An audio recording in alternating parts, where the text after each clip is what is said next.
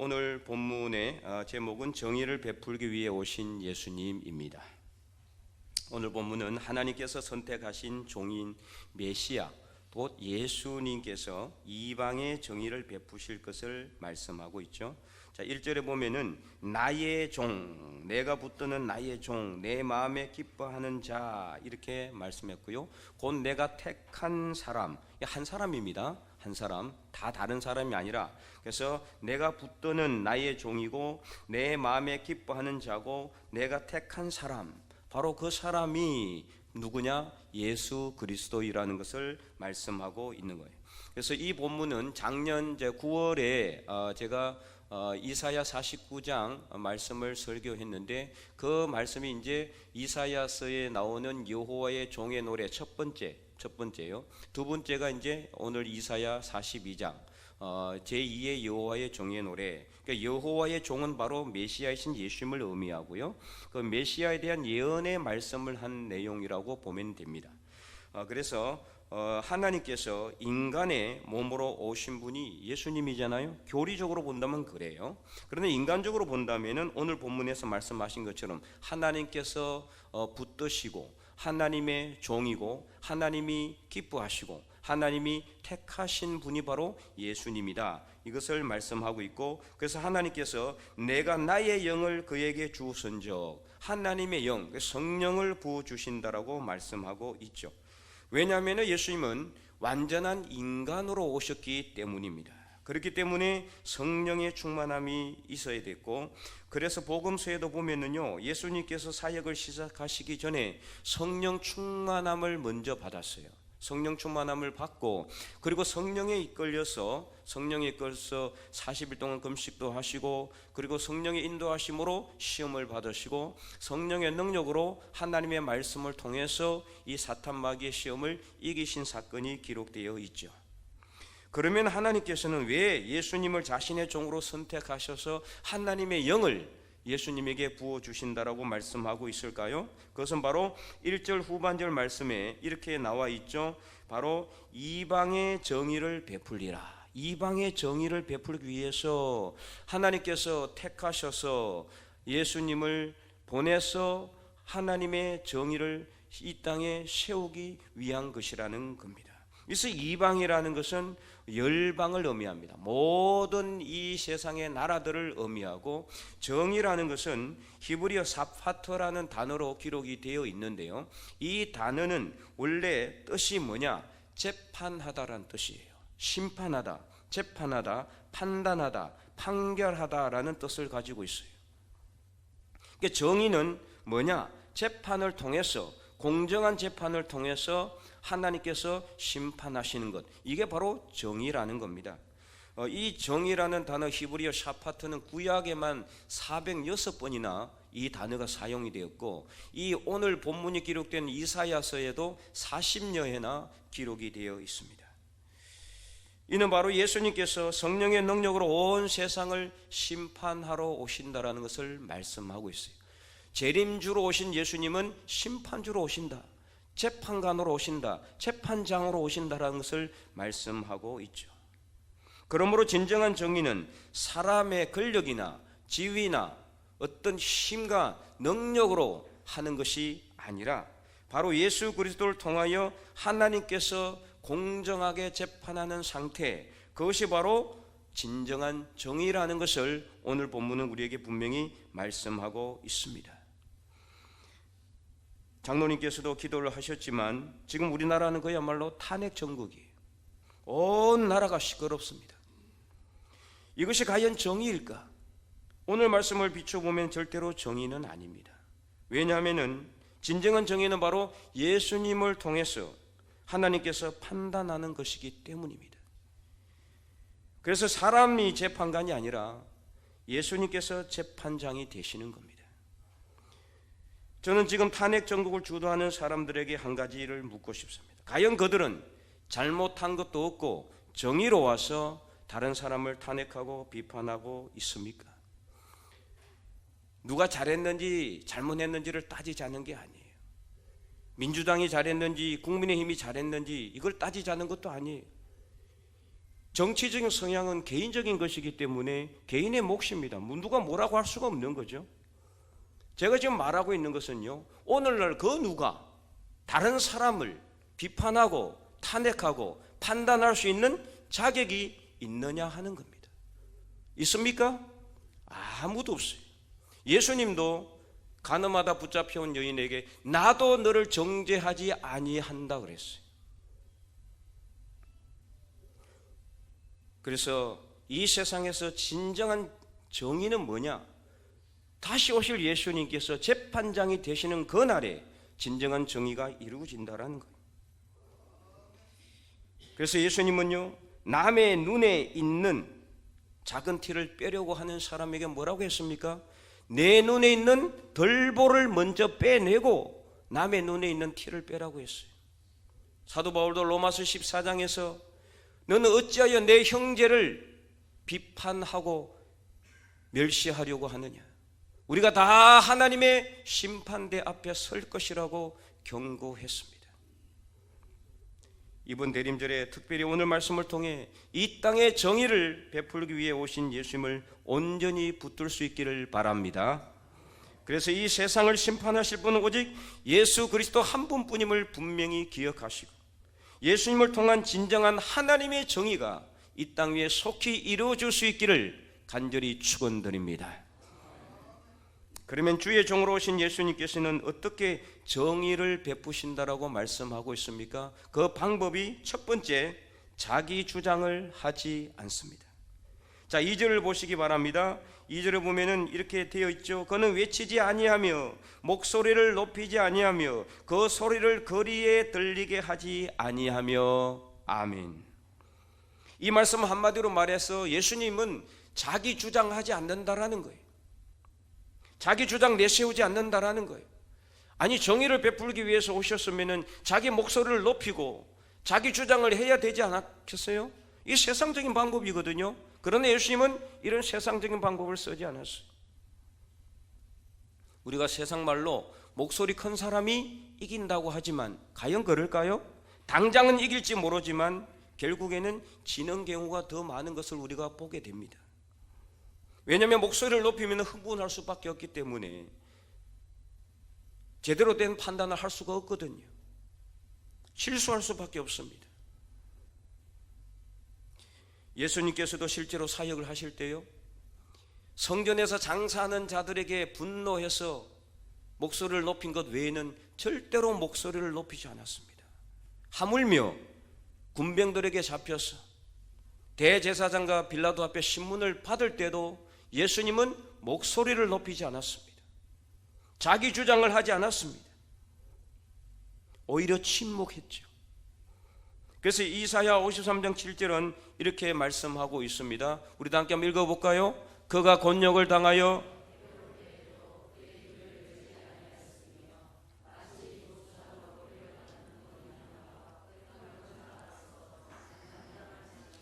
그의 입을 열지 아니하였도다. 아멘. 네, 지난주에도 말씀을 드린 이사야서 53장 메시아에 대한 예언의 노래, 고난을 어떻게 받았는지에 대해서 예수님 고난 당할 때 이렇게 했다는 거예요. 침묵했어요. 목소리 높이지 않았습니다. 자기 주장 내세우지 않았습니다. 그러면 예수님께서 이처럼 자기 목소리를 높이지 않고 십자가에 못 박혀 죽으셨기 때문에 망하게 되었습니까? 아니잖아요. 오히려 부활하심으로 완전한 승리를 이루셨음을 우리는 알고 있습니다.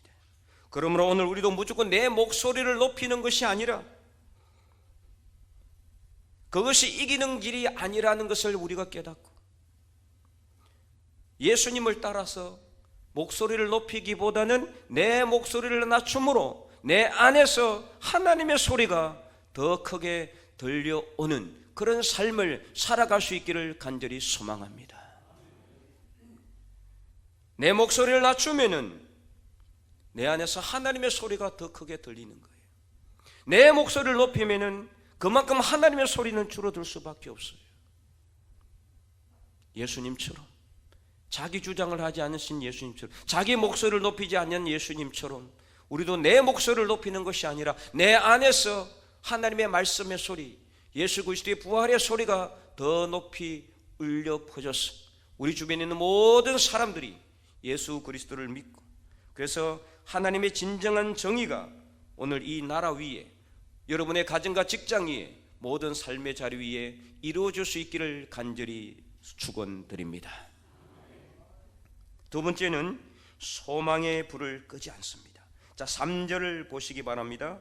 3절 말씀에 보면은 상한 갈대를 꺾지 아니하며 꺼져가는 등불을 끄지 아니하고 진실로 정의를 시행할 것이다, 이렇게 말씀하고 있습니다. 자, 여기서 상한 갈대와 꺼져가는 등불은 바로 뭐냐? 이용 가치가 전혀 없어 보이는 상태, 그래서 더 이상 소망이 보이지 않는 상태를 의미하죠. 갈대는 바람에 잘 흔들리기 때문에 쉽게 꺾일 수밖에 없고, 등불은요 바람만 불면은 바로 꺼져버릴 수 있는 아주 연약한 그런 존재를 비유해서 말씀하는 겁니다. 그래서 이는 육체적으로, 정신적으로, 영적으로 상처받아서 연약해져 있는 사람들, 허물과 죄로 인해서 절망적이고 비관적인 상황에 처해 있는 사람들을 비유하는 말씀이에요. 그래서 상한 갈대를 꺾지 아니하시고 꺼져가는 등불을 끄지 않는다라는 것은 힘들고 어려운 우리의 삶 속에 예수님께서 소망의 불을 끄지 않는다는 것을 말씀하고 있습니다. 그래서 예수님은 이사야서 9장에 메시아에 대해서 예언하신 것처럼 흑암에 앉아서 소망을 잃어버렸던 당시 서불론과 납달리 땅, 거기 어디라고 그랬어요? 갈릴리 지역이라고 그랬잖아요. 그 갈릴리 지역에 나사렛이라는 동네가 있었고, 거기서 예수님께서 성장하셨고, 나중에는 가버나움이라는 곳에, 역시 갈릴리 지역이에요. 가버나움에 가서 사셨고, 그리고 예수님께서 또 공생애 사역을 시작한 것도 바로 그 갈릴리 지역이에요. 서불론과 납달리 지경에 있는 그 갈릴리 지역이었어요. 그곳은요, 예루살렘 사람들은 아예 이방인 취급하고, 그래서 죄인 취급하고, 그래서 완전히 소외당한, 흑암에 앉아있는, 소망이 전혀 보이지 않는 바로 그 땅에 예수님께서 사셨고, 예수님께서 복음의 빛을 보여주셨고, 죽은 자를 살리시고, 병든 자를 고치시고, 귀신을 물리치시고, 마음이 상한 자를 치유하심으로 복음의 빛을 전해주었습니다. 그래서 그 땅에 소망의 불을 끄지 않으신 그 예수님처럼 오늘 우리도 이 땅에 우리 삶 속에 이 소망의 불을 끄지 않는 예수님을 바라보면 언제 어떤 상황이라 할지라도, 아무리 절망적인 상황이라 할지라도 우리에게는 소망이 있다는 것을 분명히 믿으시기 바랍니다. 예수님은 항상 흑암이 있는 곳에 소망의 빛을 비춰주시는 분이라는 겁니다.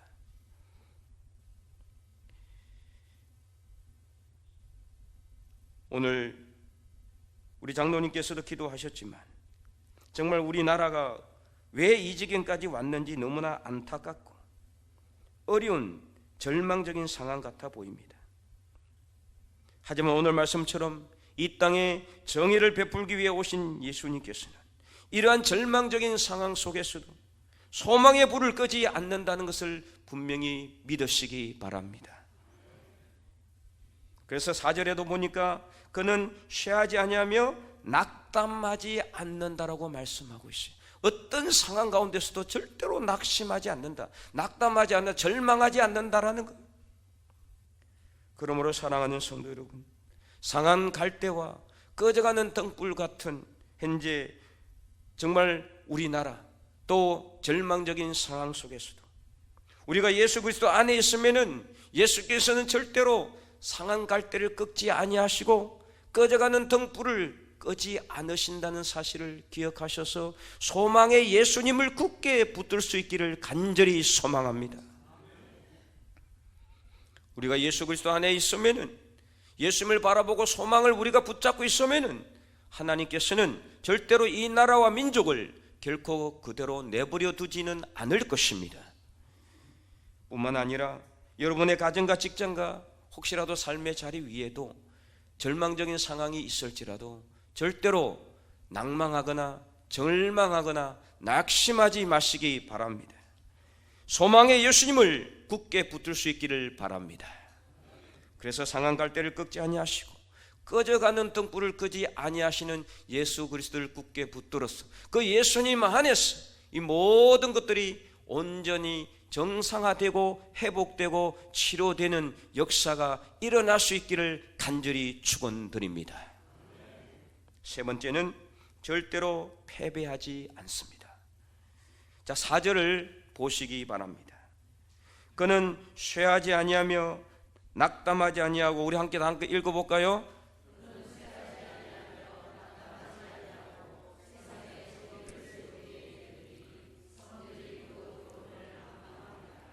아멘. 자, 여기서 쇠하지 않는다라는 것은 패배하지 않는다, 죽지 않는다, 이것을 말하는 거죠. 이미 말씀드린 것처럼 예수님께서는 비록 십자가에 못 박혀 돌아가셨지만 3일 만에 죽음의 권세를 이기시고 부활하심으로 완전한 승리를 이루지 않았습니까? 그래서 요한복음 16장 33절 예수님께서는 미리 제자들에게 이것을 말씀했는데요, 요한복음 16장 33절 말씀에 우리 다 함께 한번 읽어보도록 하겠습니다. 이것을 너희에게 이르는 것은 너희로 내 안에서 평안을 누리게 하려 함이라. 세상에서는 너희가 환난을 당하나 담대하라, 내가 세상을 이겼노라. 아멘. 이처럼 오늘 우리도 당장은 내 목소리를 높이지 못하고 그래서 절망적인 상황이 우리 눈앞에 놓여 있다 할지라도 정의를 베푸시는 예수님만 굳게 붙들고 있으면은 결국에는 승리하게 된다는 사실을 믿으시기 바랍니다. 예수님은 결코 세상적인 방법으로 세상을 이기시지 않았습니다. 그래서 예수님께서는 군병들에게 잡혀서 체포되기 되는 상황 속에서 베드로가 칼을 빼어서 저항할 때도 내 칼을 도로 내 칼집에 꽂아 넣으라 그랬어요. 왜 그렇습니까? 내가 지금 아버지께 기도해서 12군단 더 되는 천사를 동원할 수 있을지 너는 모르느냐? 그렇습니다. 예수님이 힘과 능력이 없어서 군병들에게 잡힌 게 아니에요. 만약에 예수님께서 세상적인 방법으로 세상을 이기려고 했다면은 이 말씀처럼 예수님께서는 12군단 더 되는 천사를 동원해서 이 세상을 썰어버렸을 것입니다. 근데 그렇게 하지 않았잖아요. 얼마든지 그럴 수 있었어요.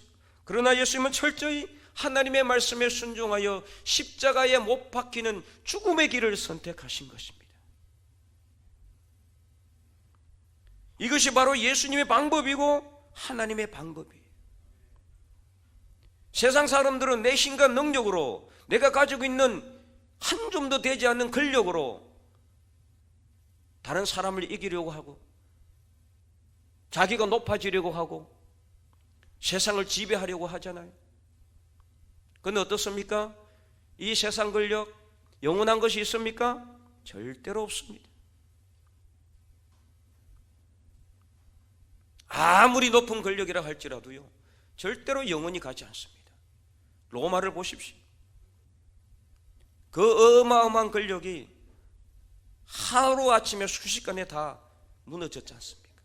바벨론도 마찬가지, 아수르도 마찬가지, 애굽도 마찬가지예요. 한때는 세상의 모든 권력을 다 가지고 있는 절대 권력자들이 지배하던 나라들 아닙니까? 이 세상 권력은 순식간에 사라질 수밖에 없어요. 이 세상의 방법으로는 절대로 세상을 이길 수가 없어요. 예수님은 철저히 하나님의 말씀에 순종하여 죽는 길을 선택하셨을 때, 그때 예수님께서는 3일 만에 죽음의 권세를 이기시고 부활하심으로 완전한 승리를 이루신 것입니다. 그러므로 오늘 우리도 세상적인 방법이 아니라 예수님의 방법대로 이 세상에서 진정한 승리자가 될 수 있기를 간절히 소망합니다. 이것이 바로 진정한 정의라는 것을 여러분 깨닫기를 바랍니다. 진정한 정의는 내 힘으로 상대방을 깔아뭉개고 이기는 것이 아니라 내가 상대방을 인정해주고 내가 죽는 게 바로 그게 진정한 정의다. 결국에는 그것이 이기는 길이에요. 그럴 때 세상 사람들도 결국 하나님을 바라보게 되는, 나를 통해서 하나님을 보게 되는 거예요. 나를 통해서 예수님을 보게 되는 거예요. 저것이 바로 하나님의 방법이구나. 이것이 바로 진정한 정의라는 거예요. 그래서 오늘 본문 4절 후반절 말씀에 이렇게 기록하고 있잖아요. 섬들이 그 교훈을 앙망하리라. 섬들은 뭐냐?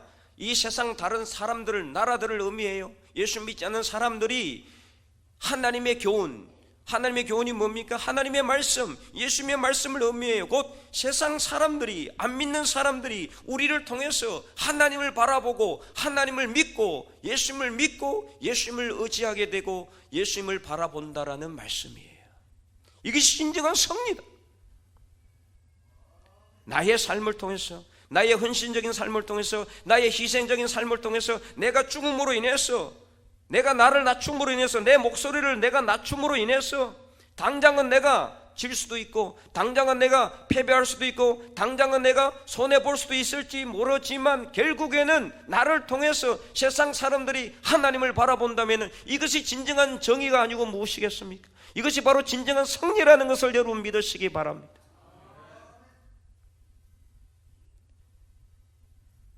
그러므로 사랑하는 성도 여러분, 비록 지금 우리의 상황이 힘들고 어렵지만 절대로 낭망하거나 절망하지 마시기 바랍니다. 예수님처럼 내가 죽으면 되는 거예요. 그래서 갈라디아서 2장 27 말씀처럼 그러므로 이제 내가 그리스도와 함께 십자가에 못 박혔나니 그런즉 이제는 내가 사는 것이 아니라 내 안에 그리스도께서 사시는 것이라. 내가 십자가에 내 자신을 못 박아야 내 안에 그리스도께서 사시는 거예요. 예수님께서도 말씀하셨잖아요. 한 알의 밀이 땅에 떨어져서 죽으면은 많은 열매를 맺지만 죽지 않으면은 한 알 그대로 있더랬어요. 우리가 나를 죽이지 않으면은 절대로 부활할 수가 없어요. 사도 바울이 고린도전서 15장에서 형제들아 내가 나의 자랑을 두고 단언하노니 나는 날마다 죽노라. 왜 그렇게 고백했겠어요? 그가 죽지 않으면은 부활을 경험하지 못했기 때문에. 죽어야 부활할 수가 있어요. 그렇잖아요 여러분. 안 죽은 사람이 어떻게 살아날 수가 있어요? 죽어봐야 살아날 수가 있고, 넘어져야 일어날 수가 있고, 내 몸을 내가 낮추는 사람이 자기가 높아지는 것을 경험할 수가 있어요. 자기를 한 번도 낮춰보지 않는 사람이 어떻게 자기가 높아져 있다는 것을 알게 되겠어요? 모르는 겁니다. 저본 사람이 이길 수가 있는 거예요. 내가 내 몸을 굽혀야 나중에 하나님께서 나를 존귀한 자리로 올려주신다는 것을 여러분 아시기 바랍니다. 그래서 내 몫을 높이지 않아야 돼. 내 욕심을 내가 주장하지 않아야 돼. 내 뜻을 내가 관철하려고 하지 말아야 돼. 예수님처럼 죽는 방법을 선택해야 돼. 내가 나를 죽이면은 내 안에 그리스도께서 사시고 내 안에 성령께서 들어오셔서 내가 나를 이끄시는 것이 내 힘과 내 의지가 아니라 내 안에 있는 그리스도께서, 나와 함께 계시는 성령께서 나를 인도하시는 거예요.